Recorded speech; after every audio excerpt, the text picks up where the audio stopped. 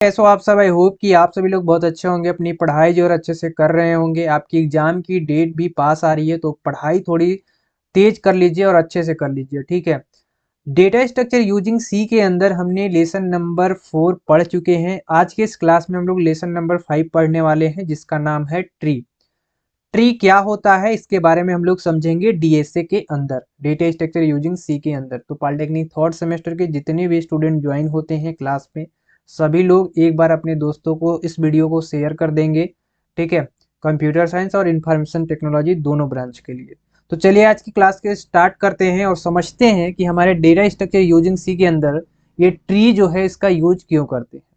Actually में हमने आपको जब डेटा टाइप पढ़ा रहे थे कि कितने टाइप के डेटा टाइप होते हैं, उसी में हमने आपको ट्री का भी बताया था कि ट्री भी एक जो है वो डेटा टाइप ही है। अब किस टाइप का है वो भी हमने बताया थे कि ट्री हमारा जो है वो एक non primitive and non linear data structure है, ठीक है। हमने क्या बताया थे आपको ट्री में कि यह non primitive and non linear data structure है, ये हमने बताया थे आप सभी को, ठीक है। अब यहाँ पे एक चीज ध्यान में रखिएगा कि डीएसए के अंदर जो है वो ट्री जो है उल्टा होता है, और जो ट्री हम लोग अपने रियल लाइफ के अंदर देखते हैं वो थोड़ा उल्टा होता है, उन दोनों में विपरीत होता है। जैसे कि अगर हम अपने रियल लाइफ के अगर बात करें ट्री की, तो वो ऊपर बढ़ता जाता है, ठीक है। और अगर हम बात करें डेटा स्ट्रक्चर यूजिंग सी के अंदर ट्री की, तो वो नीचे बढ़ता जाता है, ठीक है। हमारा देखो ट्री यहाँ पे आपको दिख भी रहा होगा, हमने ट्री यहाँ पे इस तरह से बनाए हैं, तो इस तरह से हमारा ट्री होता है। और अगर हम बात करें अपने डेटा स्ट्रक्चर यूजिंग सी के अंदर, तो कुछ इस तरह से ट्री हमारा नीचे की ओर बढ़ता चला जाता है, ठीक है। ऊपर हमारा पेरेंट्स होते हैं और उसके अब बहुत सारे चाइल्ड्स होते हैं। सो इस तरह से हमारे आगे बढ़ते चले जाते हैं, ठीक है। ये हमारा ट्री का स्ट्रक्चर है। अब हम ट्री को स्टार्ट कर सकते हैं। क्या होता है इसको समझते हैं, क्योंकि आपके एग्जाम के अंदर डिफिनेशन पूछा जाता है, तो आप लोग डिफिनेशन साथ ही साथ फिगर, ये सारा हम लोग धीरे धीरे अभी समझेंगे। पहले हम लोग डिफिनेशन पढ़ लेते हैं कि ट्री क्या होता है। ट्री एक हायरार्किकल डेटा स्ट्रक्चर होता है। ये हायरार्किकल क्या होता है इसे आप समझो। हायरार्किकल का मतलब होता है कि हायरार्किकल डेटा स्ट्रक्चर के अंदर एक किसी भी हमारे जो डेटा होते हैं उसका वो सबसे ऊपर वाला भाग जो होता है वो होता है पेरेंट्स। पेरेंट्स के अदर अगर उसके चाइल्ड्स हैं, ठीक है, तो वो हमारा हायरार्की बोला जाता है उसी को, ठीक है, हायरार्की। तो ये जो सेट होता है इसी सेट को हम लोग कह देते हैं ट्री। तो हायरार्किकल डेटा स्ट्रक्चर होता है जो कि इंफॉर्मेशन या डेटा को हायरार्की यानी श्रेणी क्रमबद्ध तरीके से स्टोर करता है। यानी उसको देखो श्रेणी क्रम में, एक यहाँ से हमारा स्टार्ट होता है 1, इसके बाद यहाँ पे 2, यहाँ पे 3, फिर यहाँ पे 4, 5, 6 एंड 7। लगातार आप देख सकते हो कि हमारा लेफ्ट राइट करके और हमारा चाइल्ड इस तरह से लगातार श्रेणी क्रम में बढ़ते चला जा रहा है।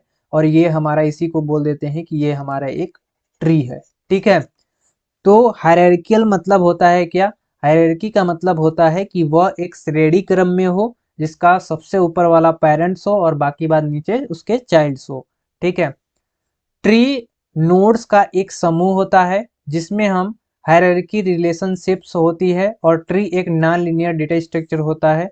ट्री में पेरेंट्स चाइल्ड रिलेशनशिप होती है। तो यहाँ पे कुछ चीजें आपको ध्यान में रखनी है। नंबर 1 में ध्यान रखना है आप सभी को कि हमारा ट्री जो होता है वो पेरेंट एंड चाइल्ड रिलेशनशिप होता है। पेरेंट एंड चाइल्ड रिलेशनशिप का मतलब क्या हुआ? जैसे कि सबसे पहले जो ऊपर वाला भाग होता है, सबसे पहले जो हमारा ऊपर वाला भाग होता है वो हमारा क्या होता है? पेरेंट्स होते हैं, और नीचे हमारे उसके चाइल्ड्स होते हैं, ठीक है। तो ये इसका रिलेशनशिप ही हमारा क्या कहलाता है? ट्री कहलाता है। अब जैसे रियल लाइफ के अंदर भी अगर हम लोग बात करें, तो मान लेते हैं कि हमारे जो पिताजी है, ठीक है, तो पिताजी हमारे जो है वो पेरेंट्स हैं हमारे, और हम उनके बच्चे हैं, यानी बेटे जो भी बोल सकते हो, तो हम उनके चाइल्ड हैं, ठीक है।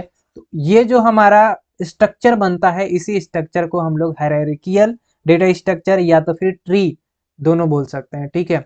तो हायरार्कियल जो हमारा डेटा स्ट्रक्चर होता है वो कुछ इस तरह से ही हमारा डिजाइन किया गया होता है। जो चाइल्ड एंड पेरेंट्स, पेरेंट्स और चाइल्ड का रिलेशनशिप होता है। एक बात हमने यहाँ और बताया है कि जो हमारा ट्री है वो एक डेटा स्ट्रक्चर है, और किस टाइप का डेटा स्ट्रक्चर है, तो non primitive non linear data structure है। इस बात को ध्यान में रखेंगे। चलिए अब आगे एक चीज और ध्यान में यहाँ पे आपको रखना है कि इसकी जो डेटा है हम लोग कुछ श्रेणी क्रम में कुछ इस तरह से रखते हैं कि सबसे पहले हमारा पेरेंट्स होने चाहिए, इसके बाद हमारे चाइल्ड्स होने चाहिए, और एक एक करके हम नीचे चले आते हैं। अब हम लोग ट्री के बारे में कुछ थोड़ा सा नॉलेज ले लिए हैं कि ट्री जो है हमारा वो एक बेसिकली हायरार्की जो हमारे पास डेटा स्ट्रक्चर है उसी के फॉर्म में होते हैं। अब हमारे पास अगर एक ट्री बनता है तो हम उस ट्री को क्या क्या बोलते हैं वो जानना बहुत जरूरी है। ठीक है, तो ट्री के अंदर देखो एक लेफ्ट होता है, एक राइट होता है। ठीक है, लेफ्ट और राइट होता है। मान लो कि अगर हमारा ये लेफ्ट है तो ये हमारा राइट होगा। ओके, ये हमारा साइड लेफ्ट है, ये हमारा राइट साइड है। अब एक बात ध्यान में रखना कि सबसे ऊपर वाला जो भाग होता है इसको हम लोग रूट नोड बोलते हैं। क्या बोलते हैं? रूट नोड बोलते हैं। इसको हम लोग पेरेंट्स भी बोलते हैं। ठीक, पेरेंट्स भी बोलते हैं, रूट नोड भी बोलते हैं। अब इस पेरेंट्स को हम पी से प्रदर्शित करते हैं। अब इस पेरेंट्स के दोनों तरफ चाइल्ड हो सकते हैं, लेफ्ट साइड भी और राइट साइड भी। अगर मान लो कि हम कहें कि उसके बेटे हैं, यानी उसका चाइल्ड जो है वो लड़का है, तो हम राइट साइड में लेफ्ट साइड में रखते हैं, और उसका मान लो लड़की है तो राइट साइड में रखते हैं। तो दोनों लड़का लड़की जो है वो चाइल्ड ही तो हुए पेरेंट के। तो इस तरह से हम लोग जो है डिजाइन करते हैं अपने ट्री को। अब ये जो हमारा ट्री है इसका अलग अलग ये सारे चीज़ों को नाम लेते हैं, वो भी हम सीखेंगे। तो ये हमारा जो है चाइल्ड हो गया। कुछ इस तरह से डिजाइन किया जाता है हमारे ट्री को। इतना बात समझ में आ गई। सबसे ऊपर वाले भाग को हम क्या बोलते हैं वो भी हमने आप सभी को बता दिया कि सबसे ऊपर वाले भाग को या तो हम उसको रूट नोड बोलेंगे या तो उसको हम लोग पेरेंट्स बोलेंगे। ओके, इतना सभी को क्लियर हो गया। अब जैसे ही हमारा ये वाला भाग आता है उसके नीचे, तो उससे पहले ये देखो डंडा जो लगा है ना, ये वाला डंडा। ठीक है, ये जो आपका डंडा लगा है जहां जहां लगा है वो हमारा कहलाता है एज। क्या कहलाता है? एज। एज माने ई जी, ई डी जी ई। ठीक है, ये हमारा क्या कहलाता है? एज कहलाता है, ये वाला भाग।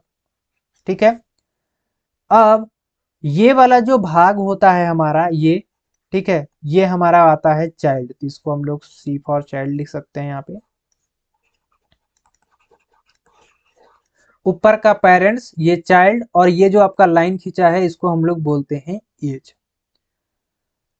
अब एक बात ध्यान रखना कि अगर किसी पेरेंट्स के नीचे, पेरेंट्स के नीचे का मतलब कि अगर कोई ट्री बना हुआ है, ठीक है, तो अगर हमारे पास कुछ इस तरह से ट्री है तो इसे हम सब ट्री भी बोलते हैं। माने ट्री का ही एक हमारा ट्री है जो छोटा ट्री है, मतलब जैसे कि इसके भी चाइल्ड है। ठीक है, ये देखो ये हमारा तब पेरेंट्स हो जाएगा, ये हमारा तब पेरेंट्स हो जाएगा, जिसको हम लोग सब ट्री भी बोल सकते हैं, और इनके दो ये चाइल्ड हो सकते हैं।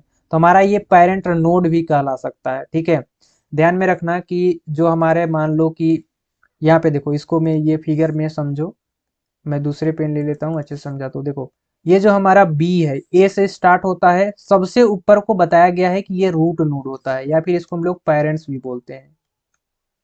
ठीक है, पेरेंट्स भी बोलते हैं। ओके, अब ये जो हमारा लाइन खींचा हुआ है इसको हम लोग बोलते हैं एज। क्या बोलते हैं? एज। अगर जैसे कि इस सवाल में अगर आपसे पूछा जाए कि टोटल कितने एज हैं तो काउंट करो, 1 2 3 4 5 6 एंड 7। तो टोटल मिला के कितना हो गया? 7 हो गया। ओके, अब देखो कि हर चाइल्ड में देखो, अगर ये चाइल्ड है, नीचे वाला भाग यदि चाइल्ड है तो इसका पेरेंट्स जो है वो ई हो सकता है। अगर ई चाइल्ड है इसका पेरेंट्स बी हो सकता है। ठीक है, अगर बी अगर चाइल्ड है तो इसका पेरेंट्स ए हो सकता है। ए का कोई भी पेरेंट्स नहीं है तो ए ही ए हमारा जो है वो पेरेंट होगा, इसका ये ए जो है चाइल्ड नहीं होगा कभी। तो इसे ही हम बोलते हैं यहाँ पे, क्या बोलते हैं इसको? सब ट्री बोलते हैं। अगर हमारा कुछ इस तरह से ट्री, देखो यहाँ पे त्रिभुज बना है ना, इस तरह से अगर हमारा ट्री बन जाता है तो इसको हम लोग बोलते हैं सब ट्री। समझ में आ गया? अब ये हमारा एक पेरेंट नोड इसे बोल सकते हैं, क्योंकि ये पेरेंट नोड किसका है, डी ई एफ।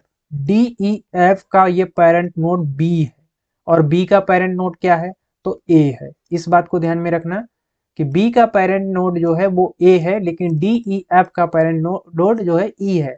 अब कहोगे कि ई जो है उसका, अब बोलते हैं एच का पेरेंट नोड क्या है, तो ई है। तो जो सबसे नीचे रहेगा वो हमारा कहलाता है चाइल्ड, और उसके ऊपर जिससे वो रिलेट करता है उसे हम लोग कहते हैं क्या, पेरेंट्स नोड। जैसे ये जी है, तो जी का हमारा जो है पेरेंट्स नोड क्या है, सी है, बिकॉज ये सी के साथ कनेक्ट है। अब सी का अगर पेरेंट नोड की बात करें तो हमारा ए है, जिसको हम लोग रूट भी बोलते हैं। ओके, अब देखो यहाँ पे चाइल्ड नोड दिया गया है। चाइल्ड नोड में क्या होता है कि वो किसी के साथ कनेक्ट नहीं होता है। क्या नहीं होता है, किसी के साथ कनेक्ट नहीं होता है। अगर वो किसी के साथ कनेक्ट हो तो उसे हम चाइल्ड नोड नहीं बोलेंगे, तब वो हमारा पेरेंट नोड हो जाएगा। बट यहाँ पे देखो हम क्या कर रहे हैं कि ये हमारा यहाँ से जो है डी के बाद हमारा कोई भी इधर ऑप्शन नहीं है, तो यही डी हमारा क्या हो गया, चाइल्ड नोड हो गया।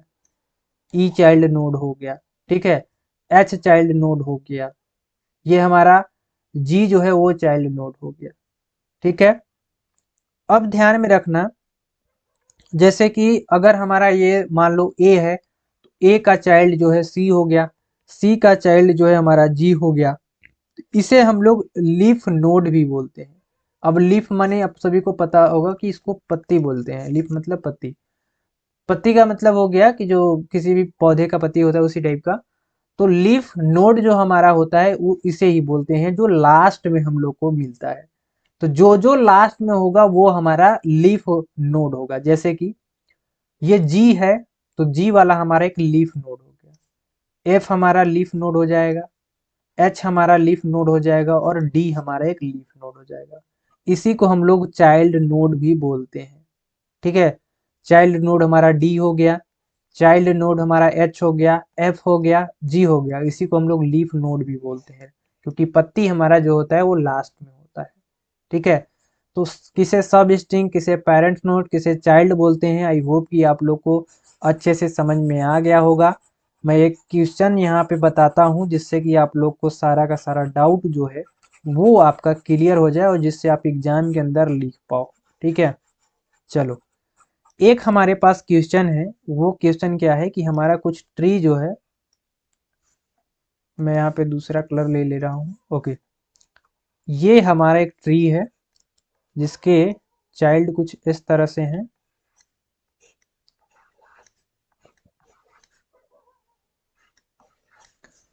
ए B C D E F. अगर हमारा क्वेश्चन में पूछा जाए कि पेरेंट्स कौन है, पी फॉर मान लो पेरेंट्स क्या कौन सा है, तो पेरेंट्स क्या है, ए है, ए नंबर पे। ठीक, अगर इसमें पूछा जाए दूसरा कि एज कितने हैं, एज कितने हैं, तो एज कौन सा होता है, जो ये लाइन वाला है वही एज होता है, 1 2 3 4 एंड ये 5। तो टोटल मिला के एज कितने हो गए, 5। तीसरा क्वेश्चन ये आ सकता है कि इसके पेरेंट नोड कितने हैं। पेरेंट नोड, पेरेंट नोड हमने क्या बताया कि जो चाइल्ड जो है जिसके साथ कनेक्ट होगा, तो एक ये बी और एक ये सी और एक ए, 1 2 3, टोटल मिला के कितना हो गया, 3। अब यहाँ पे आपसे ये पूछा जाए कि चाइल्ड नोड कितने हैं, चौथा क्वेश्चन ये हो जाए कि चाइल्ड नोड कितने हैं, तो चाइल्ड गिनो। तो ये देखो, ये इसका चाइल्ड है, ठीक है, और ये इसका चाइल्ड है, तो ये हमारा यहाँ पे चाइल्ड हो जाए, एक ये चाइल्ड हो गया, 1 2 एंड 3। ठीक है, और अगर इसका देखें तो ये भी एक हो गया, तो ये हमारा एक 4 एंड 5 हो जाएगा टोटल। तो ये हमारे चाइल्ड होते हैं। आई होप कि आप लोग समझ गए होंगे यहाँ पे ट्री किस तरह से पेरेंट्स होते हैं, क्या पेरेंट्स होते हैं, क्या एज होते हैं। ठीक है, लीफ नोड की बात करें तो लीफ नोड सिर्फ केवल नीचे वाला होता है, तो 1 2 3, तो इसके लीफ नोड जो है वो मात्र 3 होंगे, लीफ नोड। ठीक है, लीफ नोड जो है वो सिर्फ नीचे का ही होता है, इसे नहीं बोलेंगे, ये पेरेंट नोड में आ जाएगा। अब थोड़ा सा हम लोग ट्री के बारे में और कुछ खासियत जानते हैं। ट्री के प्रत्येक डेटा आइटम को हम नोड कहते हैं। देखो, ट्री के प्रत्येक डेटा आइटम्स को हम क्या कहते हैं, नोड कहते हैं। जैसे कि एक हमारे पास ट्री बना हुआ है, तो इस ट्री के, ये जो हमारा ट्री है, इस ट्री के डेटा आइटम को हम क्या कहेंगे, नोड कहेंगे। हमारा डेटा यहाँ पे स्टोर होगा 2, 3, ठीक है, 4, 5, 6, 7, इसे हम लोग क्या कहते हैं, नोड कहते हैं। ठीक है, ट्री में जो सबसे ऊपर वाला नोड होता है उसे हम रूट नोड कहते हैं। ये सबसे ऊपर वाला जो भाग होता है इसी को हम लोग रूट नोड बोलते हैं या फिर पेरेंट्स बोलते हैं। एक नोड का अधिकतम एक ही पेरेंट हो सकता है। कहने का मतलब है कि अगर कोई एक नोड है तो उसका एक ही पेरेंट्स हो सकता है। ठीक है, यानी इस नोड का एक ही पेरेंट्स होगा, लेकिन रूट नोड का कोई पेरेंट नोड नहीं होता। जो हमारा रूट नोड होता है उसका कोई पेरेंट नहीं होता। जैसे कि ये सबसे ऊपर वाला भाग है, तो ये पेरेंट्स नोड है या पेरेंट है, या फिर ये हमारा कोई रूट नोड है, इसका कोई पेरेंट नहीं होगा, ये खुद पेरेंट है। इसी को हम लोग बोलते हैं रूट नोड, ये खुद पेरेंट है। एक ट्री में प्रत्येक नोड का जो शून्य या ज्यादा चाइल्ड नोड्स हो सकते हैं। कहने का मतलब है कि एक हमारा जो ट्री होता है, इस ट्री में प्रत्येक नोड का जो शून्य है या ज्यादा चाइल्ड हो सकते हैं।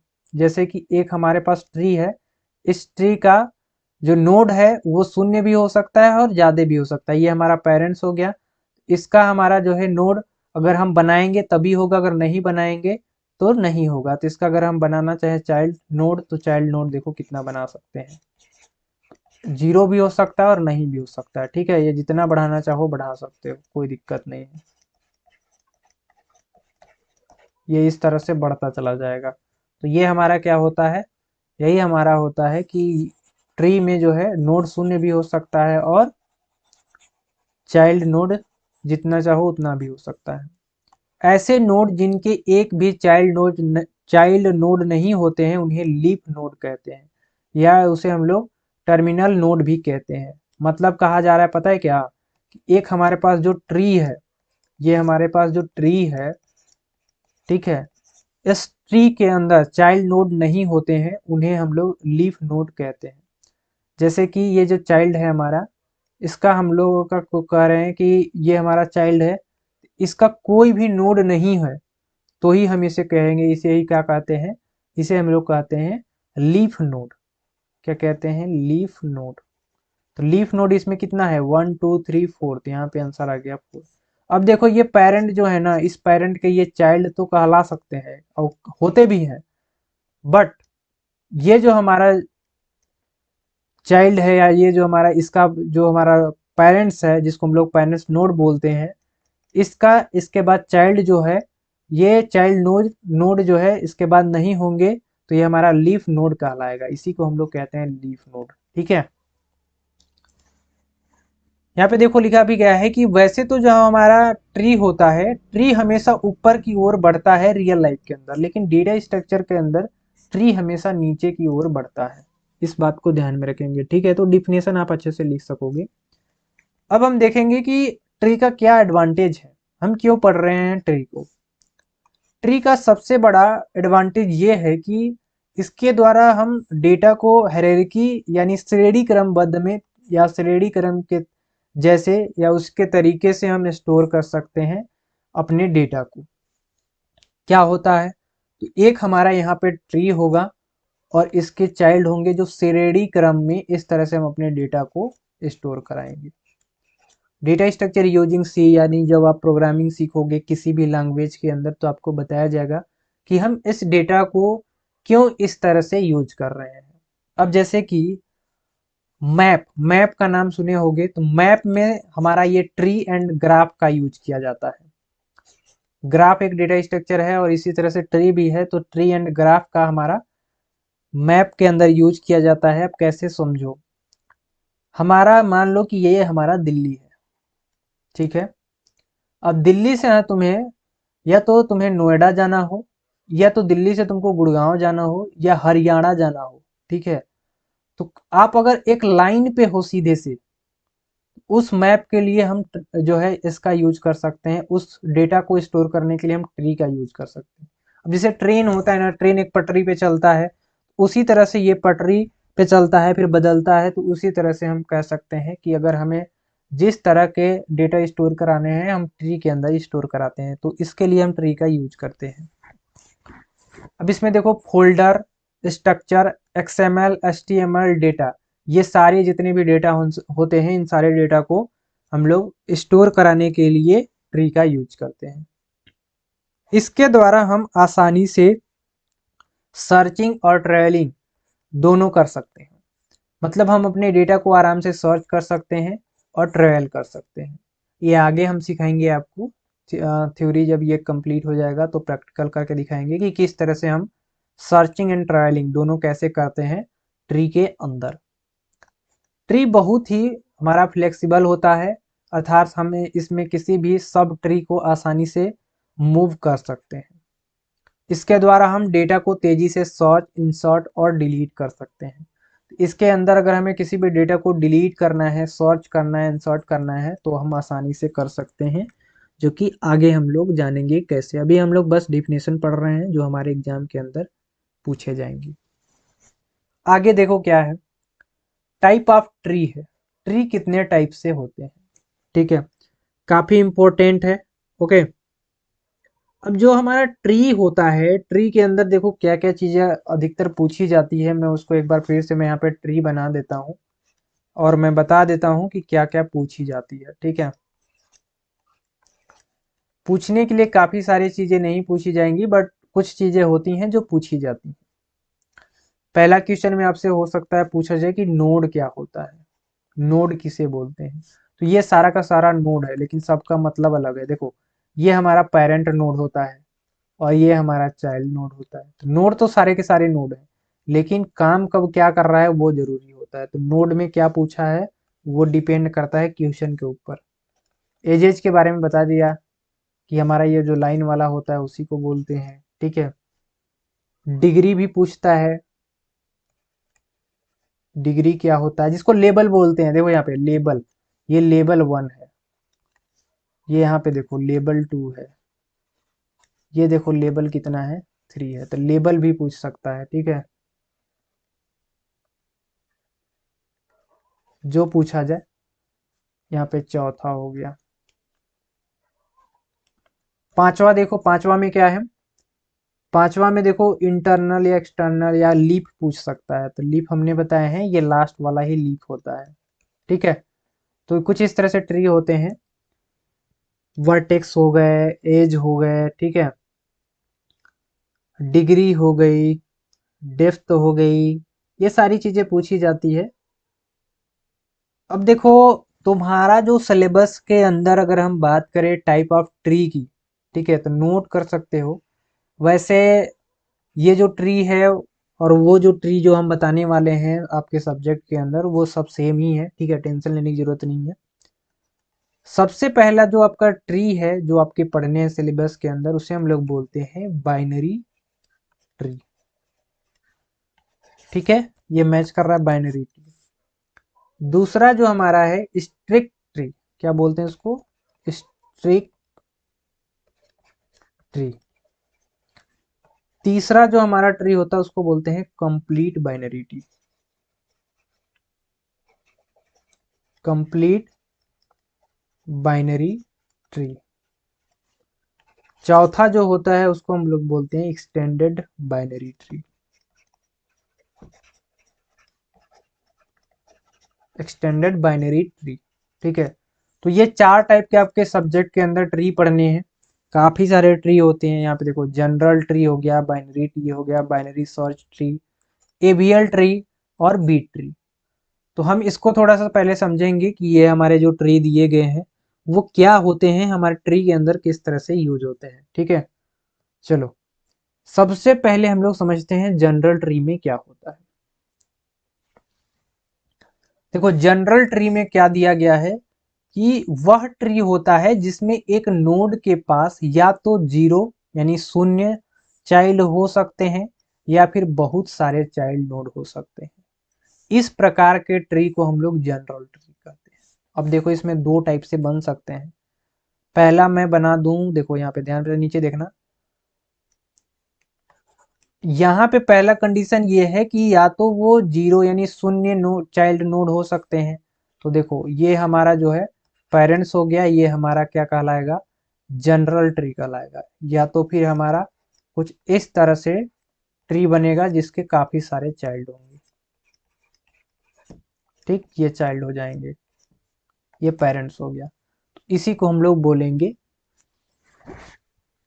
General tree. ठीक है, इसमें चाइल्ड नोड पर कोई भी रोक नहीं होती है।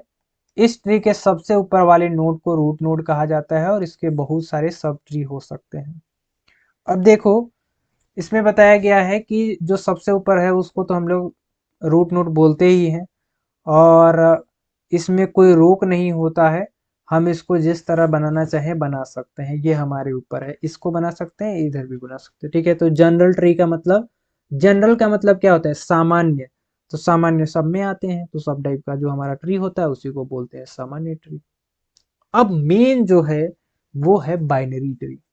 अब ये बाइनरी ट्री क्या होता है, इसको थोड़ा सा हम लोग समझते हैं। ठीक है, देखो बाइनरी ट्री का मतलब होता है दो संख्या जीरो और वन। बाइनरी नंबर आपने सुना होगा, जीरो और वन। आप कंप्यूटर पढ़ते हो तो आप लोग को बताया गया होगा कि अगर कंप्यूटर के अंदर इलेक्ट्रिसिटी आ रही होती है तो हम उसे रिप्रेजेंट करते हैं वन से, और अगर जो हमारे कंप्यूटर है उसके अंदर कोई भी इलेक्ट्रिसिटी नहीं आती तो उसे हम रिप्रेजेंट करते हैं जीरो से। तो बाइनरी के अंदर दो नंबर हमें पाते हैं, एक तो हमारा वन होता है, एक तो हमारा जीरो। तो यहाँ पे बाइनरी का मतलब होता है दो संख्या, दो नंबर जीरो और वन। बाइनरी ट्री एक ट्री होती है जिसमें प्रत्येक नोड के पास अधिकतम दो ही चाइल्ड नोड हो सकते हैं। कहने का मतलब है कि जो भी हमारे बाइनरी ट्री होंगे उनमें प्रत्येक नोड के पास अधिकतम दो ही चाइल्ड हो सकते हैं। कितने चाइल्ड हो सकते हैं, दो चाइल्ड हो सकते हैं। सबसे ऊपर देखो बना रहे हैं, ध्यान में रखना, यहाँ पे देखो कैसे बना रहे हैं। ये देखो ये हमारा पेरेंट्स हो गया। अब इसके देखो दो ही चाइल्ड होंगे, ये दो चाइल्ड हो गए, वन एंड टू। अब इसके भी अगर हम लोग बनाना चाहें तो हम बना सकते हैं। ठीक है, एक ये चाइल्ड हो गया, अब ये इसका एक चाइल्ड हो गया, दो चाइल्ड हो गए। फिर अगर हम बनाना चाहें तो इसका और इसका दो चाइल्ड बनाएंगे। ठीक है, तो इसे ही हम क्या कहते हैं, इसे ही हम कहते हैं बाइनरी ट्री। अभी ये अगर ये फिगर ना समझ में आया होगा कि इस फिगर को बनाने का क्या मकसद है, तो वो भी अभी हम बताएंगे, बस इसको थोड़ा सा और पढ़ लो इसके बाद। इसमें ये बोला गया है कि जो हमारा बाइनरी ट्री है उसमें दो संख्या है जीरो और वन। बाइनरी ट्री एक ट्री होती है जिसमें प्रत्येक नोड के पास अधिकतम दो ही चाइल्ड नोड हो सकते हैं। इसमें चाइल्ड नोड पर जो हमारा रोक होता है वो, क्योंकि बाइनरी ट्री में प्रत्येक नोड के पास केवल दो ही चाइल्ड नोड हो सकते हैं, इसमें देखो रोक है, रोक होता है, दो से आप अधिक नहीं कर सकते हैं। बाइनरी ट्री में सबसे ऊपर वाले नोड को हम लोग रूट नोड कहते हैं और केवल दो ही सब ट्री होते हैं, राइट सब ट्री और लेफ्ट सब ट्री।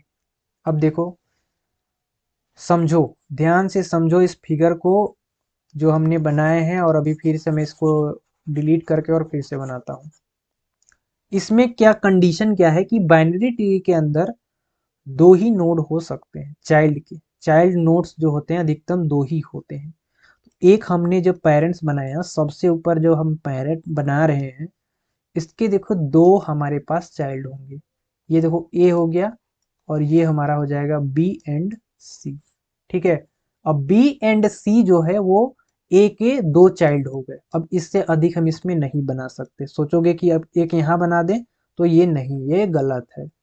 अब देखो, अब हम यहाँ पे ये जो हमारा बी हो गया, ए और बी, अब इस पेरेंट्स के ये हमारा पेरेंट्स हो गया, ये बी जो है ये हमारा पेरेंट्स नोड हो गया, तो इसके दो चाइल्ड बना सकते हैं।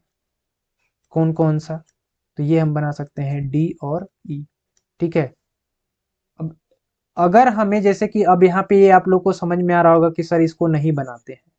ठीक, तो ये हमारा बाइनरी ट्री नहीं होगा। अब बाइनरी ट्री नहीं होगा क्योंकि हमने कंडीशन क्या लगाए हैं कि किसी भी ट्री के अंदर, जिस भी ट्री के अंदर अधिकतम 2 चाइल्ड हो हैं, उन्हीं को हम लोग कहते हैं बाइनरी ट्री। अगर 2 चाइल्ड नहीं है तो हम उसको जो है बाइनरी ट्री नहीं कहेंगे। तो इसके अंदर बी जो हमारा है वो पेरेंट्स हो जाएगा, तो इसके 2 चाइल्ड हो गए डी और ई, तो ये हमारा परफेक्ट बाइनरी ट्री है। अब जैसे सी के अंदर हम सोचे इतने पे छोड़ने के लिए, तो ये हमारा बाइनरी ट्री नहीं होगा। इसमें भी हमें क्या करना पड़ेगा, एक और ट्री बनाना पड़ेगा, एफ और जी। ठीक, इसे ही हम कहेंगे बाइनरी ट्री। बाइनरी ट्री में 2 रहना अनिवार्य है, और जनरल में आप जैसा बनाना चाहो बना सकते हो। जनरल में हमने बताया ना कि आप एक भी जीरो, मतलब अगर आपके पास बाइनरी चाइल्ड नहीं है तो कोई दिक्कत नहीं है, आप डायरेक्ट पेरेंट बनाकर छोड़ दो, और अगर आपके पास चाइल्ड है तो जितना मन उतना बना लो। लेकिन बाइनरी ट्री के अंदर क्या, 2 होने ही चाहिए अगर पेरेंट्स बना रहे हो तो। जैसे अगर डी में अगर हम एक और चाइल्ड बना देते हैं, ये डी हमारा पेरेंट्स मानकर, तो ये बिल्कुल गलत हो जाएगा। फिर हमें डी के अंदर एक और हमें चाइल्ड बनाने पड़ेंगे, माने 2 हमें इसके 2 इस ट्री के अंदर चाइल्ड होने ही चाहिए, तभी ये बाइनरी ट्री होगा।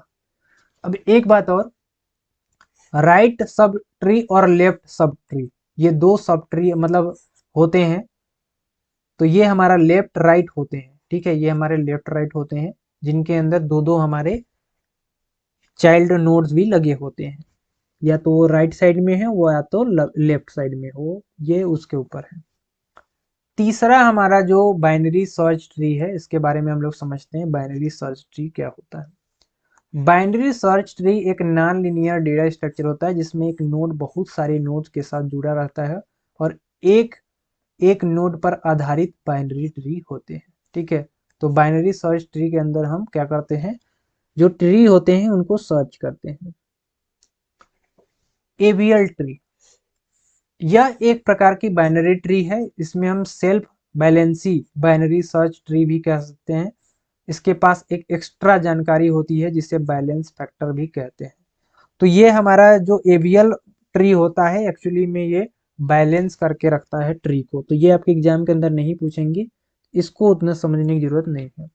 एक हमारा बी ट्री आता है, तो बी ट्री समझ लो। बी ट्री एक यमवे यानी मल्टी वे ट्री होता है, जो कि विशेषकर डिस्क में प्रयोग करने के लिए बनाया जाता है। बी ट्री को बैलेंस ट्री भी कहा जाता है। ठीक है, तो डिस्क जो हमारा होता है वहां पे बी ट्री का यूज किया जाता है। तो हम कहाँ कहाँ पे बाइनरी ट्री को यूज करते हैं, तो ट्री एक नॉन लीनियर डेटा स्ट्रक्चर है, इसलिए इसका प्रयोग हम लोग डेटा को नॉन लीनियर तरीके से स्टोर करने के लिए करते हैं। अब नॉन लीनियर का मतलब क्या हो गया कि वो सीधा नहीं है, श्रेणी क्रम में तो है बट सीधा नहीं है। ये श्रेणी क्रम कहलाता है बट ये सीधा नहीं कहलाता। सीधा कैसे होता है, जो हमारा एरे था, एरे हमारा कुछ इस तरह से स्टोर होता था, तो ये हमारा क्या कहलाता था, लीनियर डेटा स्ट्रक्चर कहलाता था। लेकिन ये देखो ट्री जो है हमारा, वो श्रेणी क्रम में तो है बट लीनियर रूप में नहीं है, तो इसीलिए हम इसको कहते हैं नॉन लीनियर डेटा स्ट्रक्चर है। इसका प्रयोग डेटा को प्रभावी रूप से व्यवस्थित करने के लिए किया जाता है, यानी हम अपने डेटा को व्यवस्थित यानी श्रेणी क्रम में रखने के लिए यूज करते हैं। बाइनरी सर्च ट्री का प्रयोग तेजी से डेटा को सर्च, इंसर्ट और डिलीट करने के लिए भी किया जाता है। सिंटैक्स ट्री का प्रयोग हम लोग कंपाइलर में भी कर सकते हैं, माने ये जो हमारा ट्री है उसको हम लोग कंपाइलर में भी यूज कर सकते हैं। एक और चीज यहाँ पे कि हीप एक ट्री है जिसका प्रयोग हम लोग प्रायोरिटी क्यू को इम्प्लीमेंट करने के लिए करते हैं। ठीक है, तो क्यू जब हम पढ़ा रहे थे तो वहां पे बताए हैं प्रायोरिटी क्यू क्या होता है। हीप जो है वो एक सॉर्टिंग टेक्निक है। हीप जो है वो क्या है, एक सॉर्टिंग टेक्निक है, जो हम लोग सॉर्टिंग में पढ़ेंगे, टेंशन लेने की जरूरत नहीं है। ठीक है, बी ट्री का प्रयोग हम लोग डेटाबेस में इंडेक्सिंग को इम्प्लीमेंट करने के लिए भी करते हैं। ठीक है, इसका प्रयोग हम लोग एआई जैसे चीज़ों में भी करते हैं, आर्टिफिशियल इंटेलिजेंस यानी गेम बनाने में भी इसका हम लोग इस्तेमाल करते हैं इस ट्री का।